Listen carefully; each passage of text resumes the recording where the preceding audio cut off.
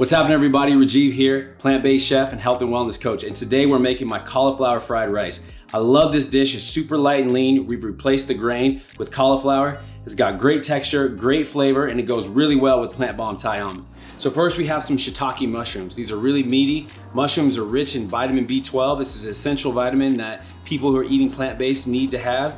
And it's also a good source of plant-based protein. So we're gonna dice these up. They're nice and thick. So they just add nice meaty texture without the meat to the dish. So we're just gonna cube these. Our pan is preheating to medium high. We go medium high because we want some sizzle. And this is a kind of a dish that cooks fast on high heat. Okay, so first we're gonna start by sauteing our onions and our carrots. Some of the vegetables that take a little bit longer to cook, and we have some sesame oil here. This is a tip to this dish. Sesame oil is gonna add a nice, nutty, robust flavor to this dish. So just a little bit to coat the pan, and then onions are going in. We're looking for that sizzle. Carrots are going in.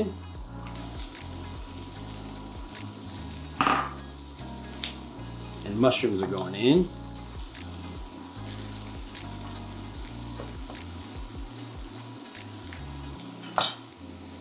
One thing is you just want to lay these all out. We don't want to start stirring things too much. We want to let the vegetables get a nice sear, a nice golden brown sear on them. So we just flatten them out and let those start steaming up. We have some fresh ginger here. This is a key ingredient. So we're going to chop up some of this. So we're actually going to cook this dish in two parts. So these first vegetables that went in, they take a little bit longer to cook. And it's important when cooking this dish, you don't want to overcrowd the pot, because what happens is it starts steaming the vegetables instead of sauteing them, and then you don't get that nice brown coloring and flavor. Okay, we're going to add in our ginger. We're going to add in our garlic. You want to be mindful of the timing of adding the ginger and garlic because you don't want them to burn. So kind of the last minute or so of sauteing these vegetables. And then we're gonna season this with some salt and pepper. It's important that every portion of the dish gets seasoned so that we make sure everything is equally seasoned and flavored.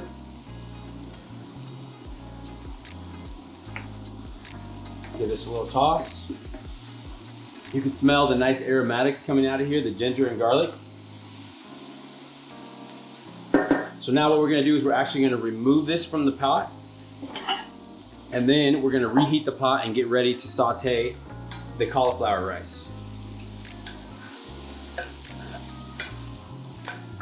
Okay, so our pan is reheated. We're gonna add our second half of our sesame oil.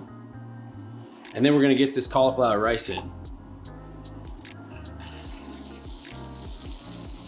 Hear that? We're looking for that sizzle. And again, I'm just gonna spread out the cauliflower. I'm not gonna move it too much. I'm gonna let the bottom half of that sear and get that nice golden brown flavor and texture. We have some green onions that I'm gonna prep that we're gonna slice and put over the top. Just looking for nice thin slices. And the green onions don't need to cook very long.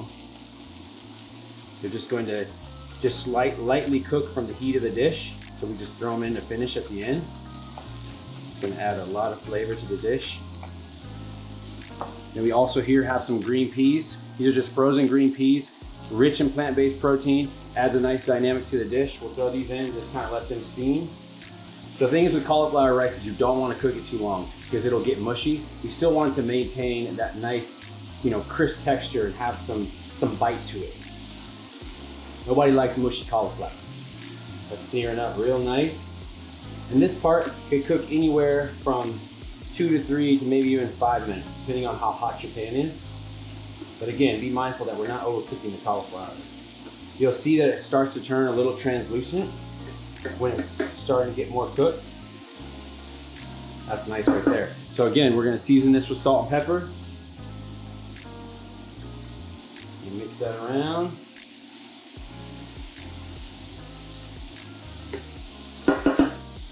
And then we're gonna add back our vegetables that we took out before. So what we did is we let each portion of this dish cook nice and evenly without overcrowding the pot, which is our goal. It's coming together, y'all. Smelling all the flavors, the ginger, the garlic. Okay, we're gonna sprinkle some of those green onions on because we're getting really close to finishing the dish. Then to finish it off, of course, we're gonna do some Plantbomb Thai almond. This was a really nice way to finish the dish.